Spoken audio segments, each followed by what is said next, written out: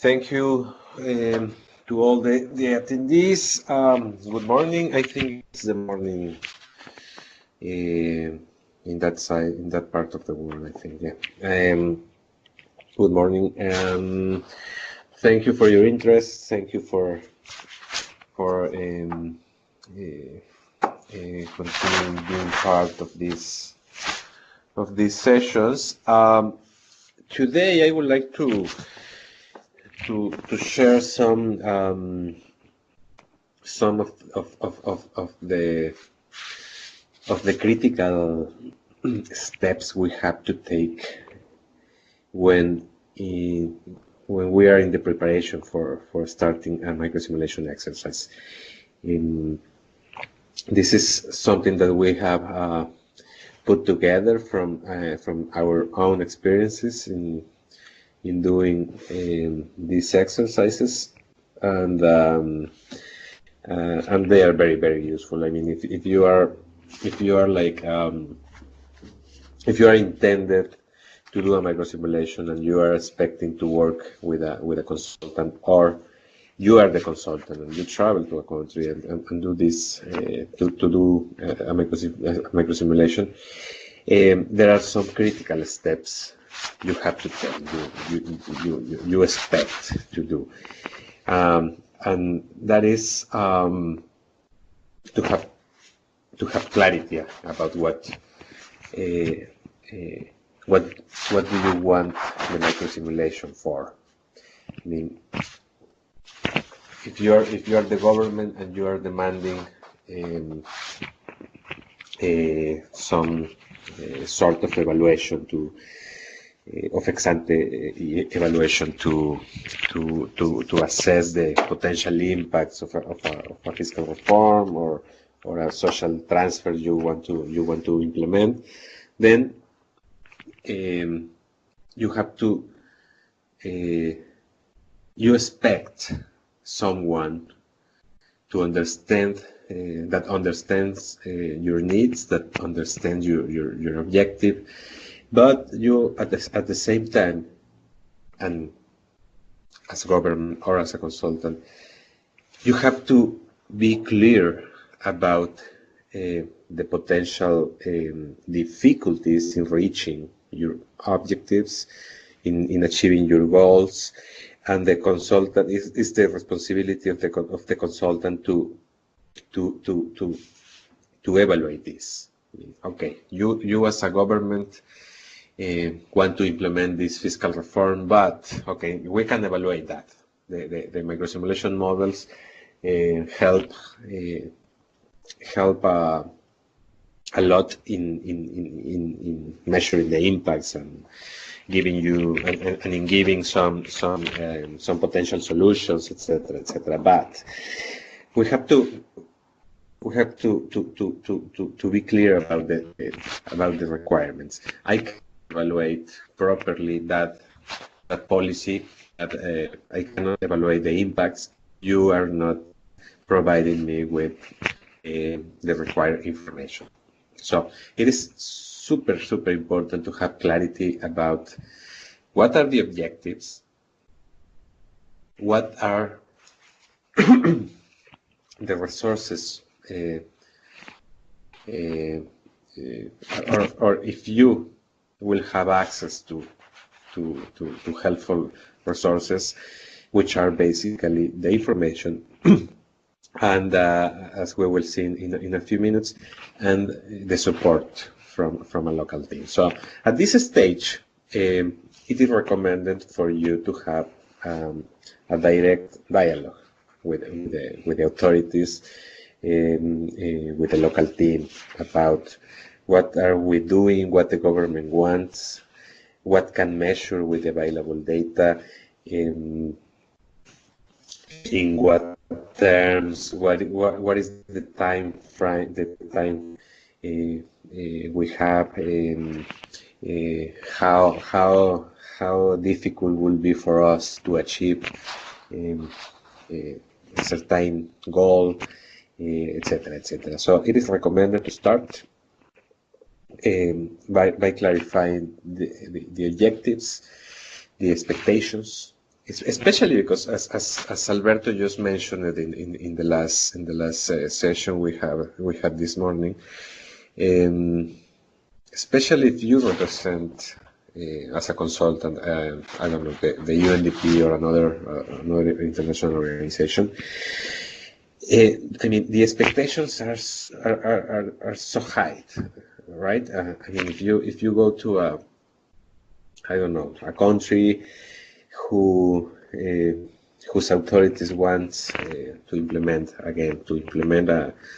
a potential reform for a social policy or the increase of a tax,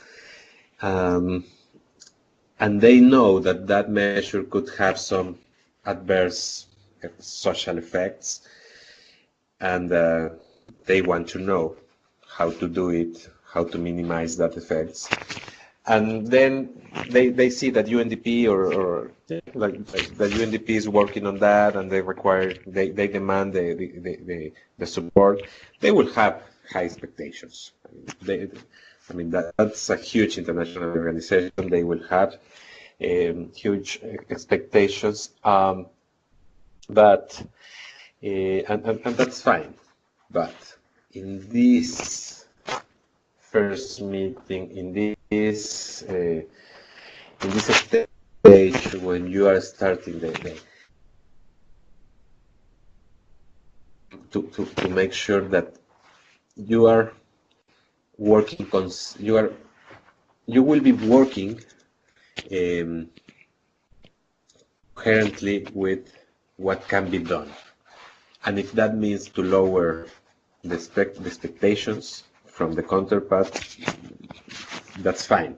It's fine, because everything you can do will depend on the information they can provide you and the support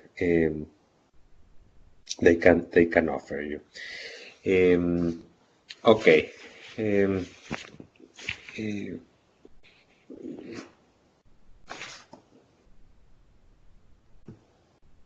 Okay. I'm sorry. I think that you didn't see the presentation, but it doesn't matter. I'm just at the first. I'm in the first slide. So okay. What I just described, it's about this slide, the clarity about the objective for which the microsimulation is required. So it is, again, and let me recapitulate, it's necessary to be clear about the objective, what would be the policy to be assessed, and what are the expectations from the local team and from the government. So again, this is let's call it the stage 0, where you have you met your counterpart for the first time. So you listen their demands, their objectives. You demand information, you demand support, and you adjust the expectations they have. So in terms of the support from a local team, it is highly relevant to establish from the very beginning, to establish with the government, with the local authorities, a plan about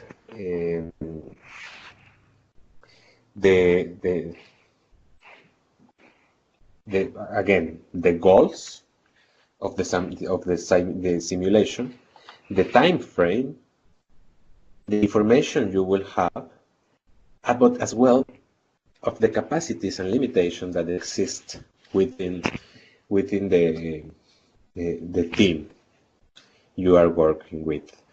You have to make sure, ideally, that you will be supported by a team that understands correctly, that know a lot about how the fiscal and social systems in that country work, right? You are, as a consultant, you probably are not familiar with the context, with the specific context in I don't know, in Uruguay, in Guatemala. Um, so you need to understand how the policies work, what are the tax rates. I'm sorry, I'm listening a microphone. And okay, thanks. So you have to. I'm sorry, I got lost. I'm so sorry. I was really distracted by that noise.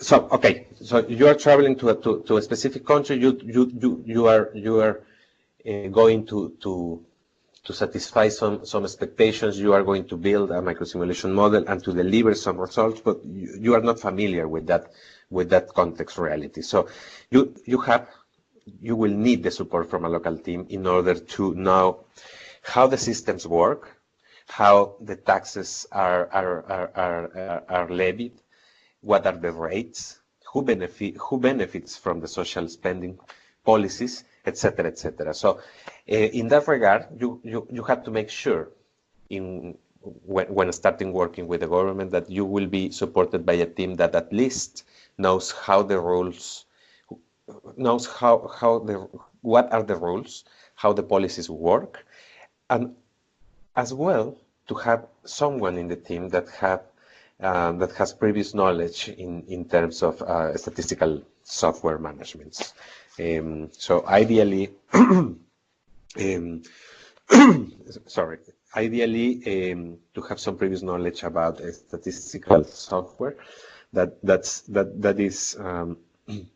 is desirable, but I mean, intermediate knowledge in Excel, which is the software some of our consultants use to develop these microsimulation models, it's essential. I mean, so if you make sure that you have an initial conversation about the scope, the advantages, the disadvantages, the limitations of the microsimulation, you have access to the required information, and you are supported from a local team with a fair knowledge in terms of software and in terms of how the things work in that specific context, you are on track to achieving good results. It is important, as much as it is important for you as a consultant to receive support from the local team, in terms of how the things work, the local team as well needs something from you, and for they to better understand the process you are starting, to better understand what are the goals, how to achieve those goals, and how they can properly help you. It's recommended to provide them with a local training, to acquire, to present, and for them to acquire the required skills,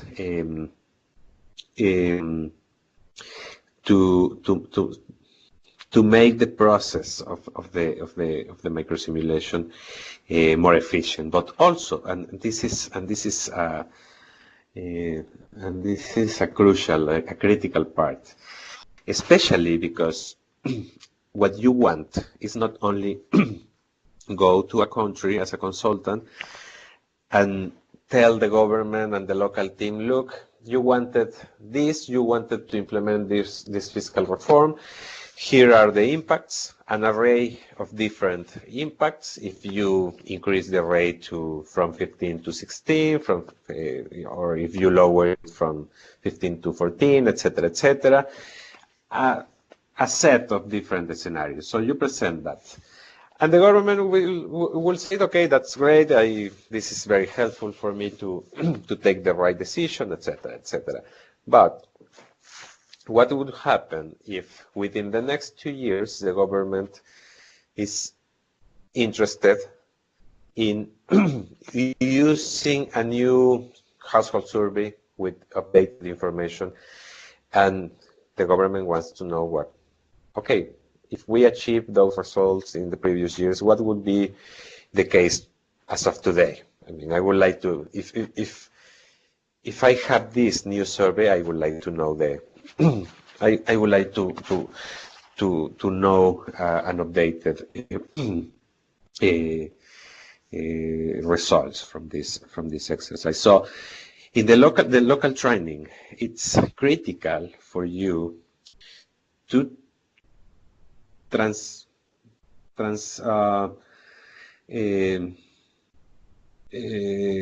for you to provide with the skills to the local team, for them to be able to expand, to modify, to adapt,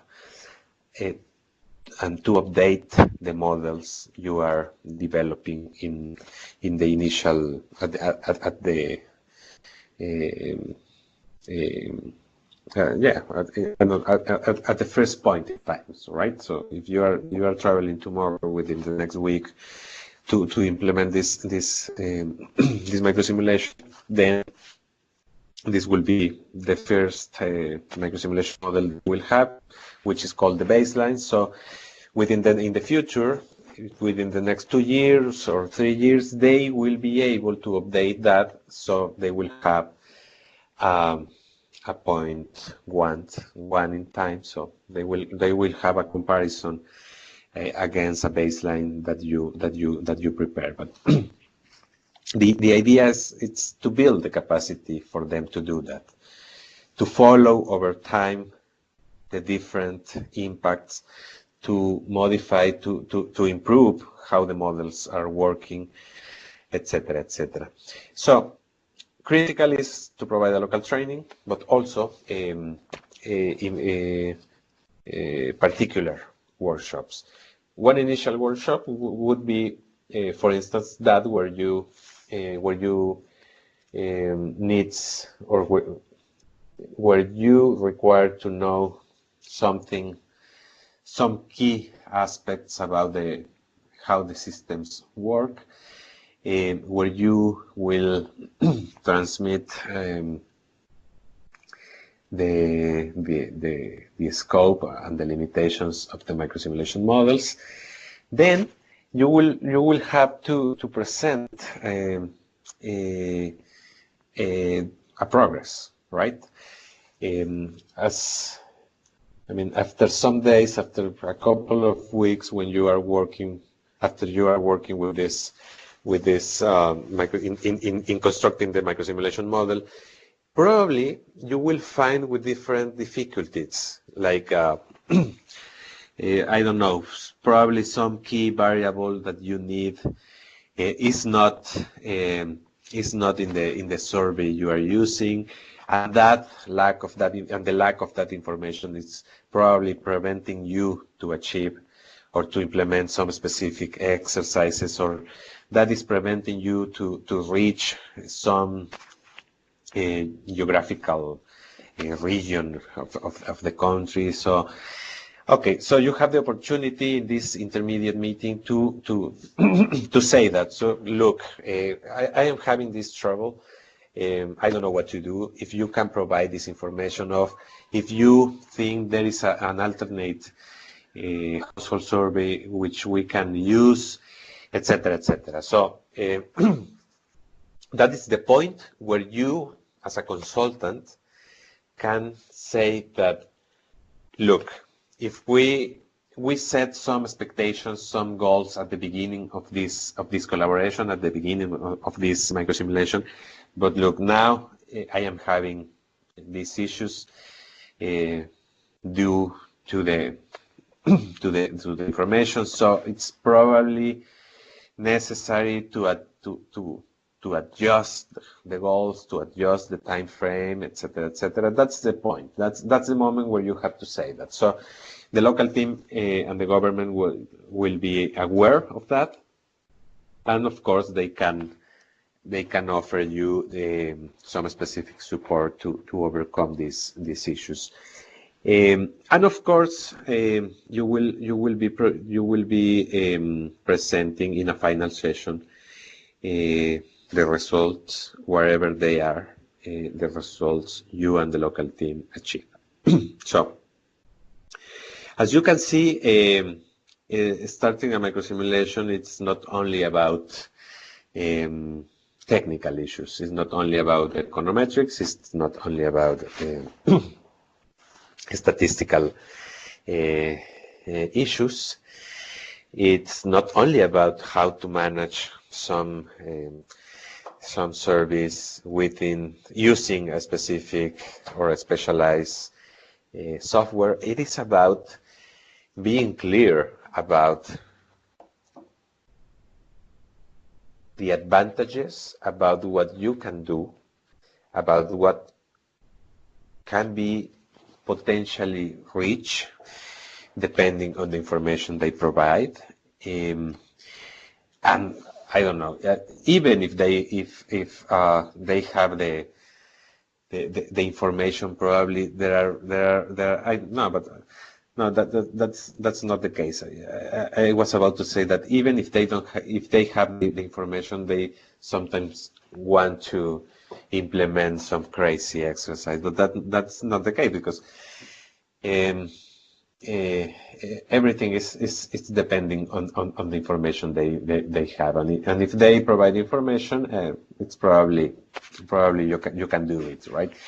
But this is about lowering or not lowering, keeping the expectations at the level they have to be clear about what can be done, and to involve a team, to get support from a team, but also to get involved that team in order for them to feel like they are being part of a process that it is about to change some important things in the country. So they can provide you with a lot of help, and they can be your allies actually in this process. So you are not alone. You are working with a great team. So it is likely that you will be producing good and robust and very useful results for the local team and the government to use, to depend on. Okay. Of course, the information. It's without the information, without access to the information, you cannot develop any microsimulation, right? So you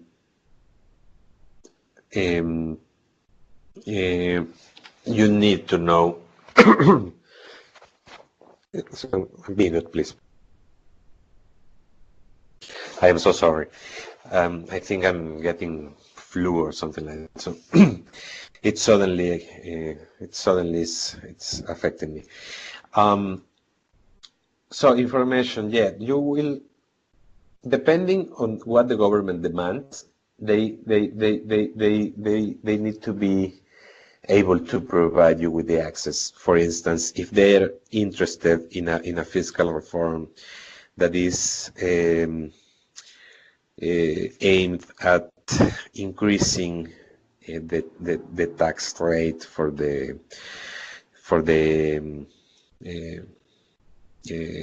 income tax for individuals, so they have to provide you with how currently the system is working, how much they are paying, how much the independent workers pay, how much the employers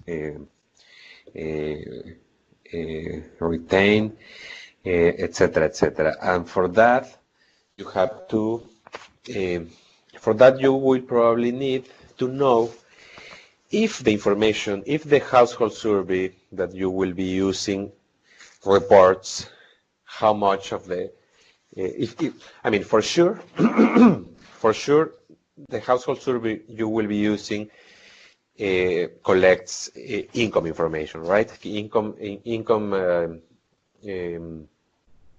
reported from households and individuals, but probably that survey doesn't report how much they pay in taxes. So you need to know what are the rates, how the rates are applied, etc., so you can modify that in your household survey. So if I know what is the level of income of the population, and I know where they work, I know if they work in a if they are salaried workers or if they are independent workers, then I know how much they are paying in taxes. But what happens if the government also wants to evaluate a potential fiscal reform that is aimed at increasing the rates for indirect taxes like the VAT or like sales tax or a special consumption tax, and you don't have the information on consumption, on household consumption in the survey? That's a huge problem, right? So it is your role to say the government, look, okay, I can with this household survey, which are widely available across the region, the income surveys. So you can say, look, with this income survey, I can help you. I can estimate everything related to income, but something about your fiscal reforms in terms of consumption, I cannot do that because I don't have the information. So you have at that point you adapt the expectations to an appropriate level, or you can demand, if you can suggest that if they have a different source that you can use to I am so sorry. I am feeling really bad.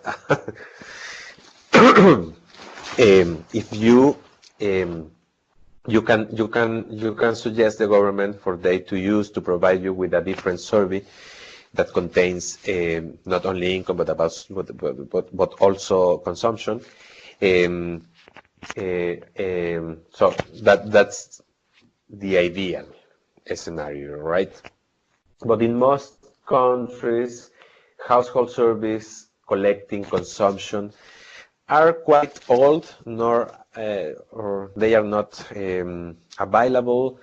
Most of the countries collects only income information, and the consumption surveys are collected every 10 years or every 5 years. So it is likely that you will find a problem there. In that regard, right? So if you won't be able to model the consumption because you simply don't have the information. So you have to make sure that the government understand that, or that they provide you with the required information that allows you to finish the work. So probably there is another good source of information, or they provide you with some specific access to certain data that you can use to impute or to simulate. So you can have in your income survey, you can have some additional information that will allow you to overcome the problem and of course to construct properly the microsimulation model. Um, what more in terms of information? Yeah, let's. I am assuming you're familiar with household surveys. I don't know. I am from Mexico, and in Mexico, the survey we have it's the Mexican Household Income and Consumption Survey. So we are lucky we have income and consumption in the same survey, and this survey is collected every 2 years. So it allows us it facilitates a lot, and it allows us to do this analysis. And I don't know what is the case of the other countries, but for sure they have income surveys. So let's assume that you are working with a specific household survey which collects the income, which collects personal characteristics like the level of education, like the household characteristics, the household size, etc., etc. Again, I am assuming you are quite familiar with a household survey. So if you are about to do a microsimulation, you can work in that survey by modifying the variables you have. So, for instance, the income tax. So you have the income variable in your survey, and you want to identify those individuals working in as an independent workers, because the independent workers they pay a different tax rate for the income they earn. So in that survey you can identify that. So I can, based on the income information and based on the rest of the variables in the rest of the categories, you can identify that that case. So it is common in the survey to have the information about the sector and the occupations the individuals perform, how much they earn, what is the age, the sex, etc. I am just describing a general case, because the survey is your primary source to properly construct a microsimulation model. So, if you want to identify who pays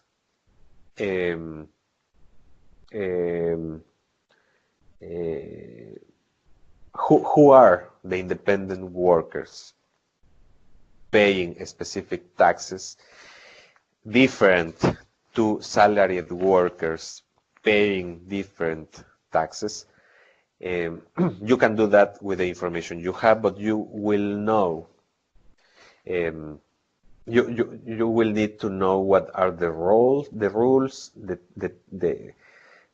rates, the type of taxes, etc., etc. And for that, you require the support from the local team. Now, in terms of social policies, for instance, let's assume you have the consumption variable in your household survey, and the government is requiring you to model a change in the amount of the cash transfers the families in poverty are about to receive. So for that you will need to know how that social program works, what are the rules, what characteristics the beneficiary family should have in terms of the household size, how many children they should have, etc., etc. So this is all you need: clarity about the goals, and now clarity about what you need, and you need to be granted access to the required information to achieve the results. So the government have to provide you with all the information you require, with the household survey, with how the survey works. If some information is not there, so from where you can obtain it, how the tax system works, how the social system works, etc., etc. So at this point you are at this point you are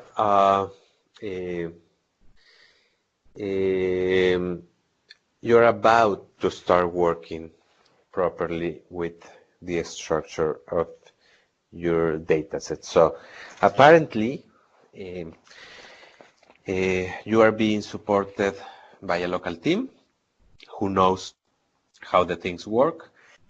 The government understands the restrictions, the advantages. You also understand what they want, what are their goals, etc., etc. And you have been granted access to all the information you think you require. So it is moment to start working with the data set in order to, for instance, to start estimating what is the amount of taxes individual pays, who are those independent workers, and what are the rates, or to calculate how much they pay from the income. So this is this is the stage when you are modifying your data set, right? You have household characteristics, income and consumption, etc., etc. You all the external information about how the taxes and social policies works. So at this point, you sit on your desk and start working on the data set. So, okay, I am calculating that the amount paid in clothing or in dwelling, it's this. The amount paid in income taxes is that, etc., etc. So you are modifying your data set. You start about and you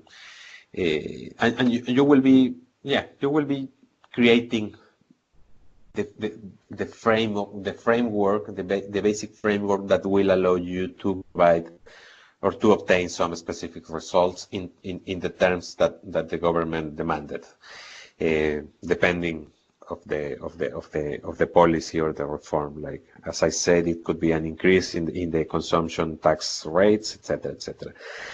So when you are working on your data set and you, for instance, let's imagine an example.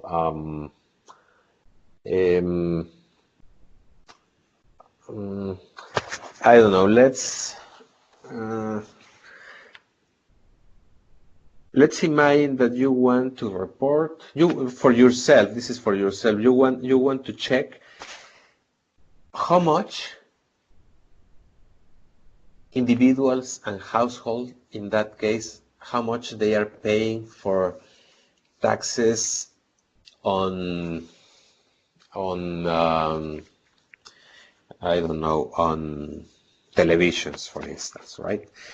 So in your household data set, you identify that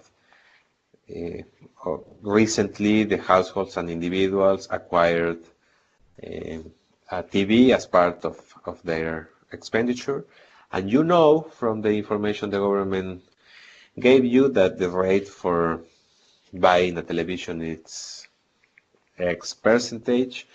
So for your information only, you want to tabulate or to get the total amount reported in the survey, the total amount of the taxes paid in the purchase of television for that specific country. And you get, I don't know, a figure that it's dramatically different to the figure reported in the administrative accounts, for instance. That could be due to errors in your sample, in your data set, not errors in what are you doing, but errors, technical, fundamental errors in how the survey was collected. And in that case, what can you do? It's what you have here in the first line of this slide, to modify some weights if there are some errors in those weights, which are also known as the expansion factors.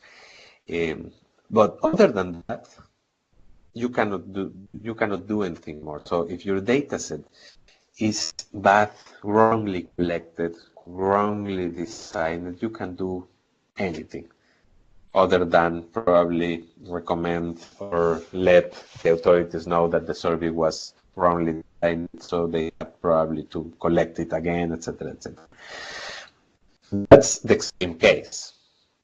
What happens if the amount you are calculating, it's slightly different to the amount reported in the administrative accounts? That could be the case that the information, it's probably slightly biased because of some problems in the expansion factors. For instance, if you have negative values in the expansion factors, that could be affecting some of the summary statistics you're calculating. I'm not sure if you are familiar with weight and expansion factors. But a survey, household surveys, a certain number of records that are statistically selected to represent the country, right? So it's a restricted sample of the population, which with statistical confidence represent the reality for a given topic prevailing in that specific country. And to represent the whole population, there exist some indicators usually known as the weights or the expansion factors. So the restricted sample, let's say that in a specific country, I don't know, in Mexico again, the population it's about 100 million people, and the household survey, it contains about 50,000 observations. So 50,000 observations are representative of 100 million people. So if you multiply 50,000 for the expansion factor, they will probably the survey will represent. You will notice that the survey is representing the information for about 100 million people.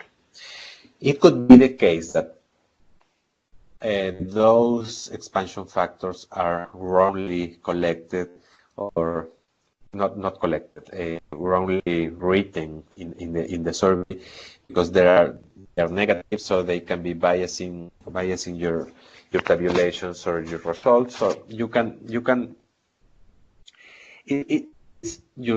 it's your responsibility to investigate why they are negative, why they are missing, if that is the case. So you can drop those recommendations if there is no clarity about what they are negative or they are missing, or you can replace them by 0 if there are very few cases, like 1 or 2 or 3 cases. So they probably won't affect you, probably won't be biasing your results.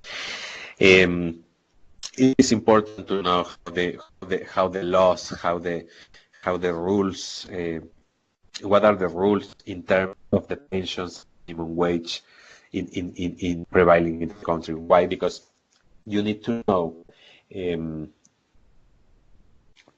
need to solve, um, when you are working with the data set and you find that a specific individual is earning $80 per week, and the minimum wage is $100 per week, and you know, because the local team told you and the government told you that, I mean, there are no reasons why that individual is reporting $80. So you can assume that probably the moment of the survey that individual was underreporting um, his or her earnings, right? Her salary. So you can adapt. It is your responsibility to adjust that number probably to replace the $80 by the $100, which is the minimum amount established by law the individuals can earn. So that kind of modifications, right? You will be likely encountering in this process. What happened, for instance, if you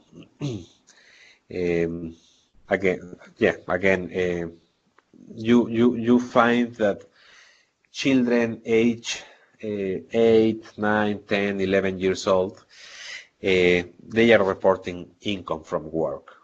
And okay, so that could be the case. I mean, it depends on the context and the laws, but probably you as a consultant, you will ask, okay, this is strange. This is wrong. Probably I have to ask my counterparts, the local team, the government, why there are some individuals earning, reporting income when they are 9 years old. So probably they will tell you, no, the minimum legal age to work in this country is 15. Other than less than 15 years old, it's illegal. It should be avoided, etc., etc. So you can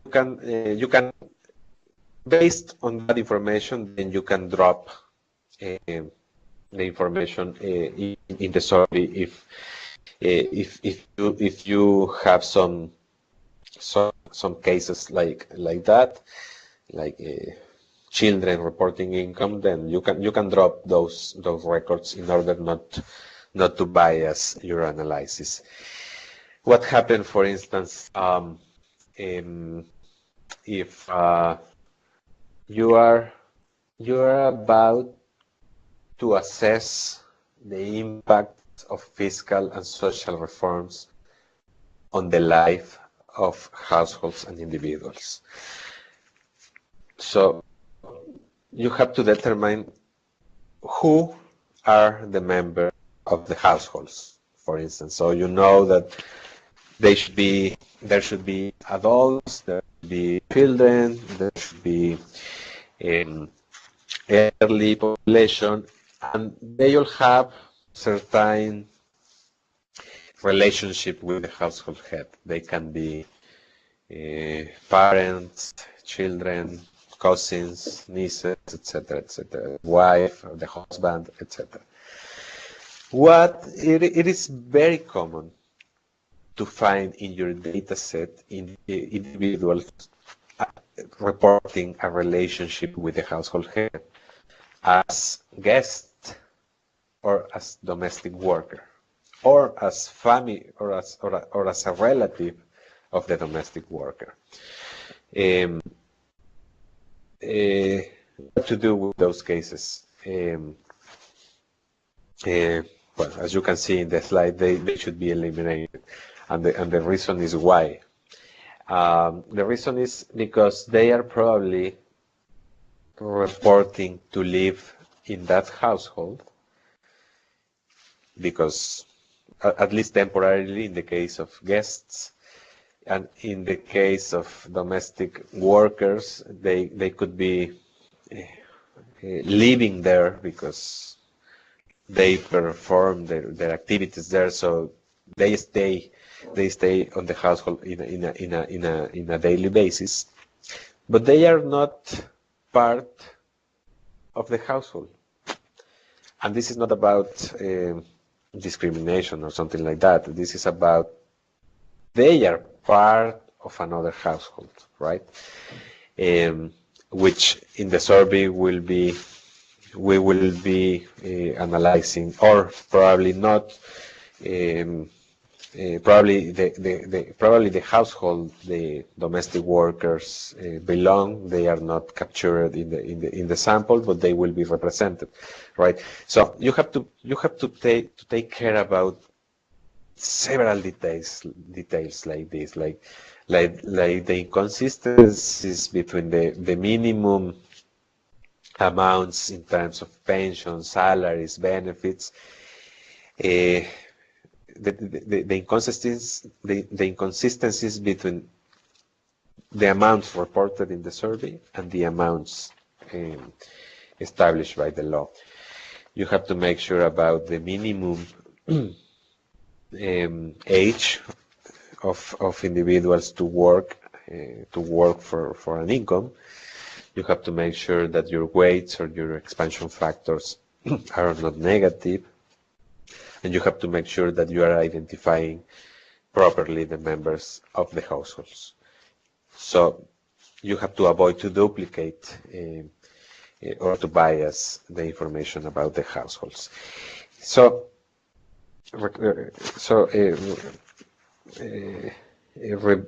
summing up at this point, so far it's we have been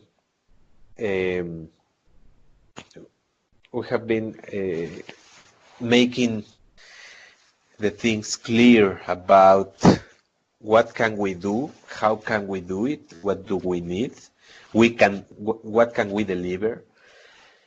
And now that you started with the technical work, you have to take care about these small but very important and crucial technical details about the structure of your data set.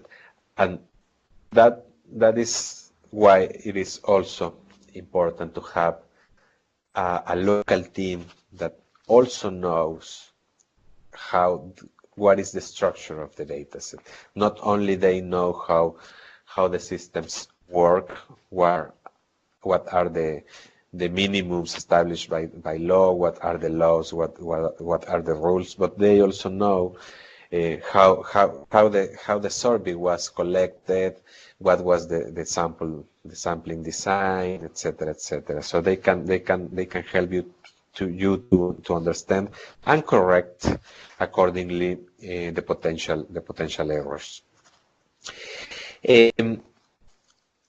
So at this point, you are in the best of you are in good shape, because you are being provided with all the info. You already solved the inconsistencies in your data set, and you are having a good relation with the government. You are having a fluid conversation, etc., etc.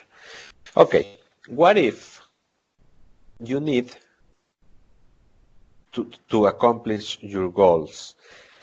What if you need some information that you don't have in your survey? There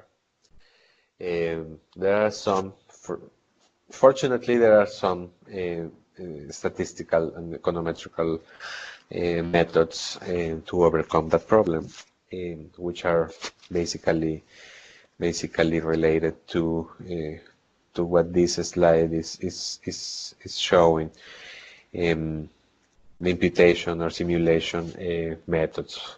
What those imputation or simulation means? It means that, for instance, in your survey, you can identify who are the beneficiaries of a specific social policy, or who are the taxpayers of a specific tax, but you don't know the amount, right? So again, you go back to the documentation or to the team and you ask what is the amount individuals are supposed to pay in taxes or to receive in benefits, so you can impute that amount to that individual in your survey. You know who they are. You know, I mean, in your survey you have all the population. You have only a small sample which is representative of the whole population of the country. And you can distinguish, you can profile the population in several ways. If they are living in rural or urban areas, if they are if they have a specific ethnic or racial background, if they work in specific sectors, etc. You have an array of information there to profile the population. So you can you know that a specific cash transfer scheme delivers cash transfers to women that live in rural areas of the southern part of the country, and also they are they have an indigenous background, right, or an indigenous identity. So you can identify the population in the survey. Luckily, you can. And you are informed that they should receive certain amounts. So you can impute the amounts they are receiving because you know, I mean, what are the amounts they should be receiving. They are not reported in the survey. You are only being able to identify that population, and you will know what is the amount they earn, what is their income or what is their expenditure, but you don't know how much of that income corresponds to the social transfer, right? So, but luckily, if you know the rules, so you can identify the population and you can impute that amount. So, in terms of simulation, it's a very similar rationale, right? If you want to, I don't know, Alberto, and actually yesterday we were discussing a couple of examples. If you are interested in evaluating the impact of social public spending in education, so for public, that means that you will need to properly identify what individuals are attending public school versus private schools. But you don't have the variable that will allow you to distinguish between public and private education in your data set. And the government is really interested in doing that, and you have to do it, or you are interested in doing it. So you can simulate that. There are some you can make use from I don't know, from some external models where you, for instance, simulate what is the probability of attending I don't know, a public school. Because I don't know, probably some scholars in your country actually they performed a very robust study about who attends public school, and they report some particular probabilities of attending a school for according to certain characteristics, etc., etc. So you can say, oh, someone, uh, someone respected, someone um, actually developed this robust study and reporting the probabilities of attending school. So, okay, I can use those probabilities based on the profile of my population, and I can simulate how much of the public spending my population should receive in terms based on that probabilities. So I can now I can say I can tell the government, yes, I can evaluate your the impact of the public spending on education, because I was able to simulate, I was able to assign a certain probability to all the individuals in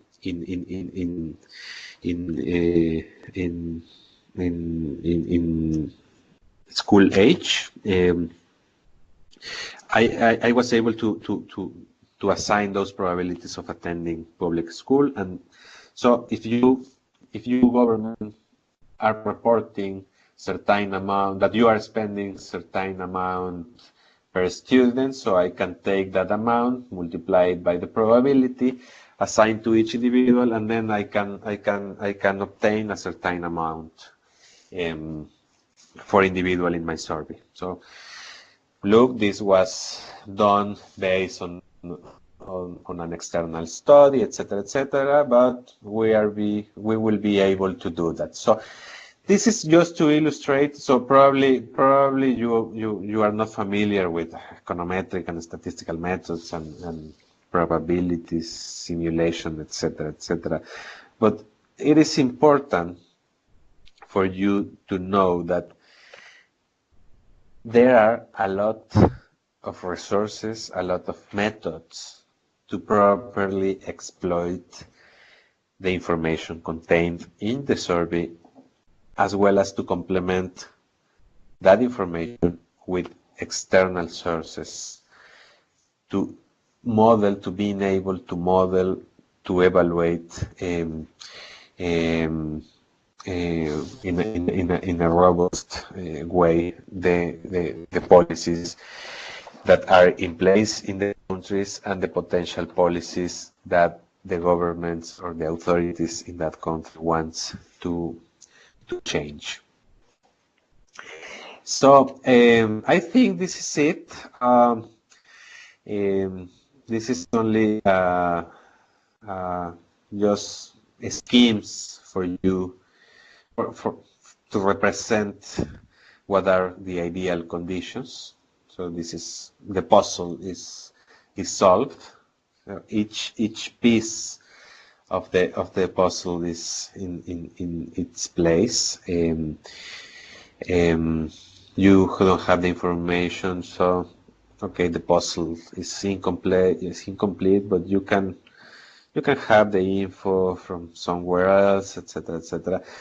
I am not explaining this because it's repetitive, but basically what you need to know before starting a microsimulation as a consultant, it's one, I am summing up, one, to have clarity about what the microsimulation models are, what are their limitations, what are their advantages, clarity about what the government wants to do with the microsimulation, and you have to transmit to be clear about if that goal, if that objective can be achieved. If not, then what to do, what are the alternatives?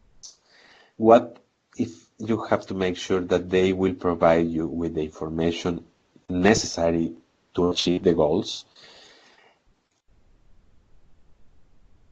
And to get the support from a local team who knows not only technical details about how the Excel works or other statistical software, but most importantly, they know how the systems, both fiscal and social policies, work in that country. What are the rates?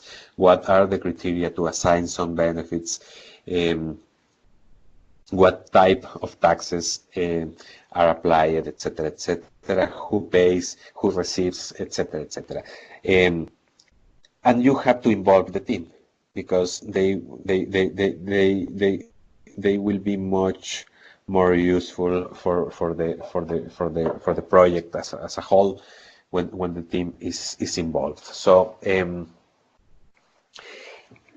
if you find after that, if you find just starting to work in the technical issues, if you find some technical details that cannot be solved, you have to communicate it clearly. You have to be able to readjust the goals, to adapt the expectations,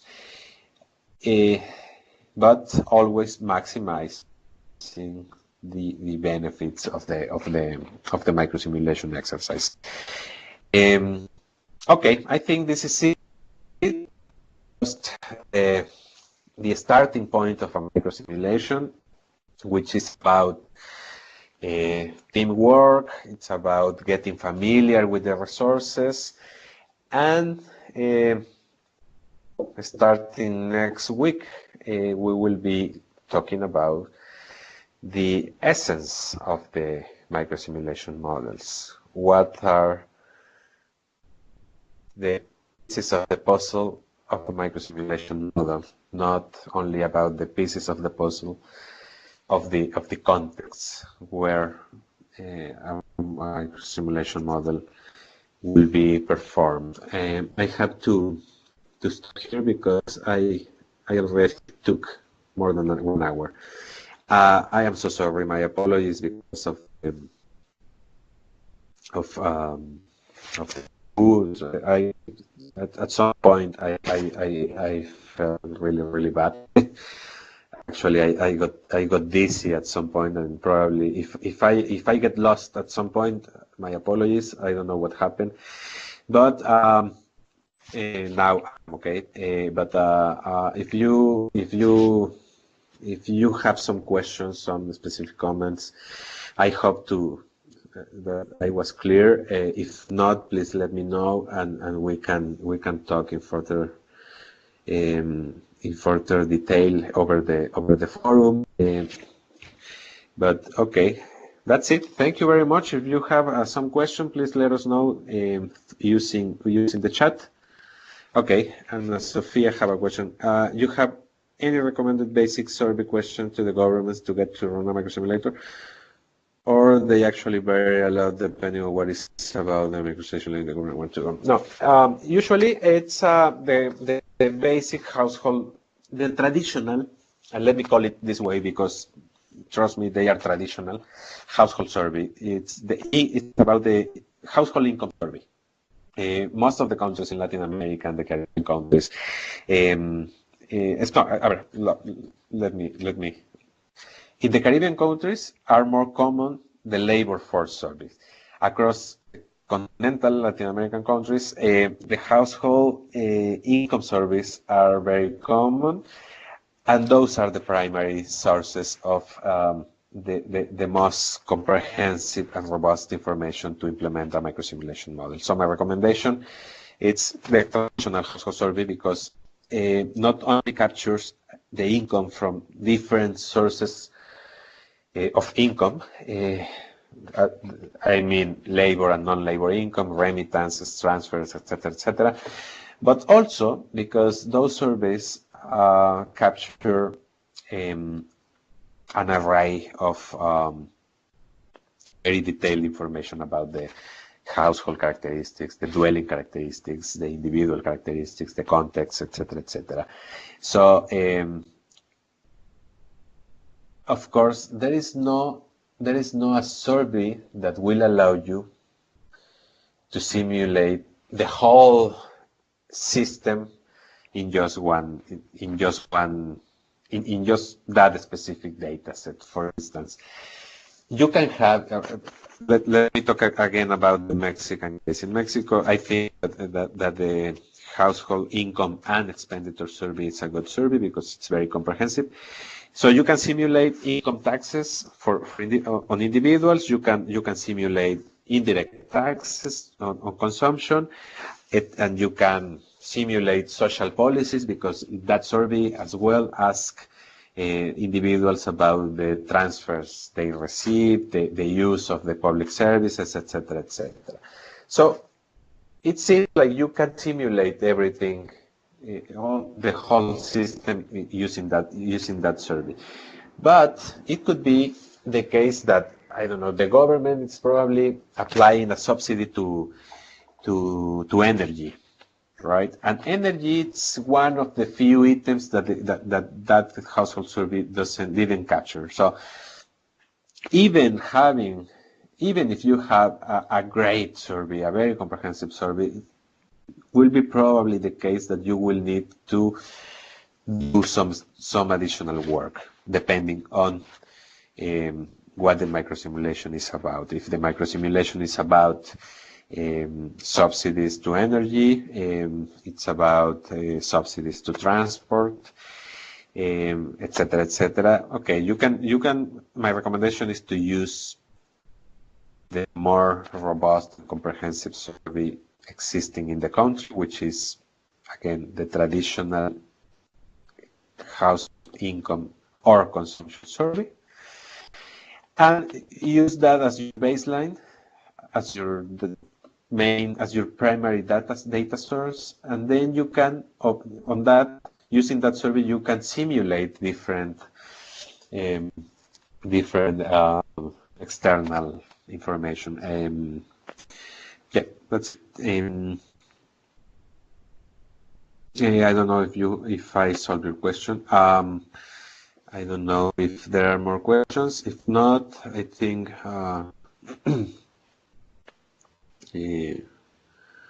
we can end. Oh, okay, great.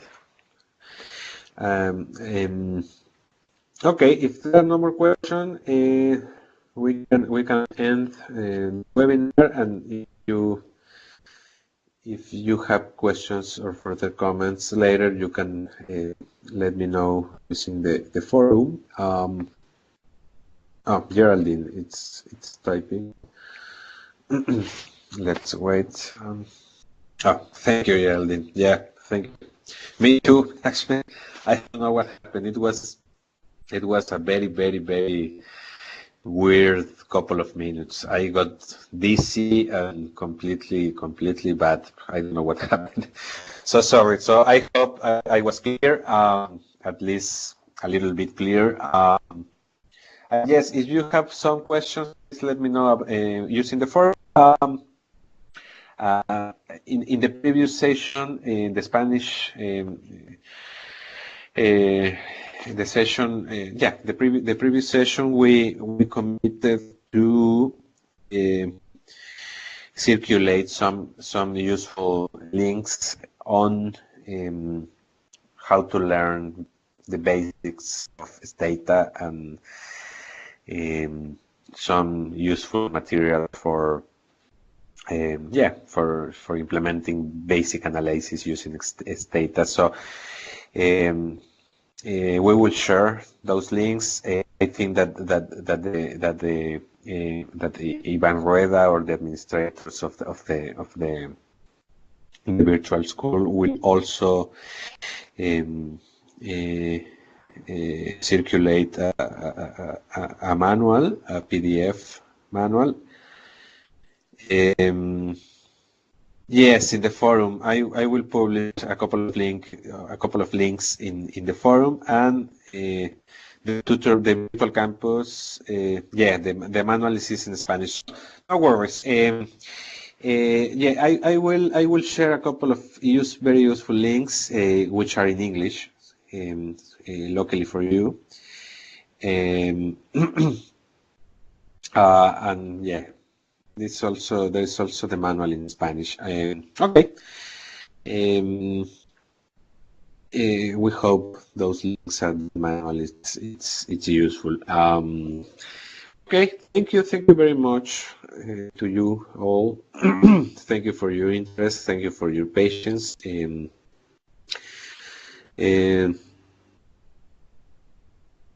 yes, I don't have the links right now, but I have to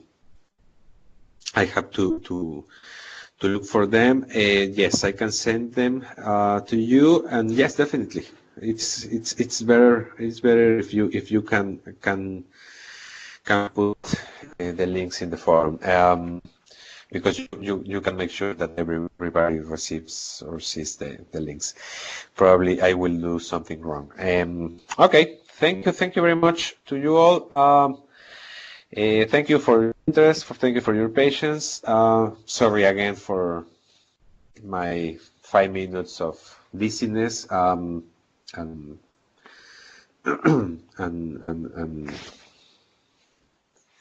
flu-related symptoms. I don't know.